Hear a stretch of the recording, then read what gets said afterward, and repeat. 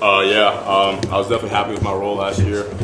Coming in as a freshman in the summer, my whole emphasis was just learn the playbook, show the coach what I could do in fall camp, and then obviously, learn from the best tight end in the country, Mike Mayer. So I think I did that. It was definitely a great experience for me, playing in most of the games last year and just getting that on-field experience, with the crowd, away games, stuff like that. So going into this year, this is my first spring. I feel a lot more comfortable with my opportunity, the playbook, and just my mental aspects of the game, pre-snap, stuff like that. Just feel a lot more comfortable than I did.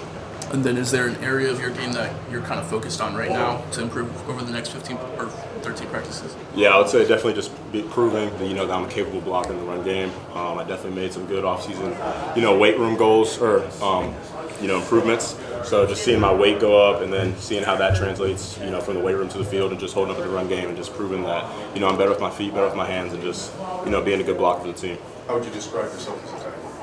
As a tight end, I think I'm a mismatch nightmare in the slot for any linebacker or safety that can try to guard me. I think I'm faster and bigger than all of them. Any ball that touches my hand, I'm going to catch it. And then, I think I'm really athletic in the run game. If they're straight and stuff like that, big enough, strong enough to pick them up. And then now just the weight gains that I've made, I think I'm really capable of, blocking head up in, stuff like that. So I think I can do it all. Coach Parker's role obviously expanding to looking over the entire offense. What's sort of been some of your first impressions as he started doing that? Yeah, I love it as an offensive coordinator for him. He's still super hands-on with us in the tight end room. And then just, him being the offensive coordinator, we get all the ideas that, he has our offense in our meeting room. And then just all the stuff he wants to do, really run the ball because we have great backs, great O-line, great tight ends that want to block. And then his receiver background, we're going to throw it a lot, throw it downfield a lot, and then just get the tight ends involved in the pass game as well.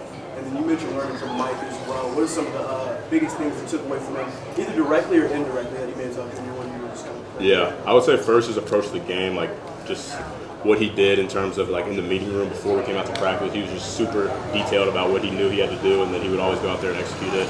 In the pass game, I've never seen anything like it. He's not the fastest tight end, but just his deceptiveness, how he approaches a route before he does it, and then what he does with his eyes, with his feet, to deceive a DB or a safety, thinking he's going one way and then going another.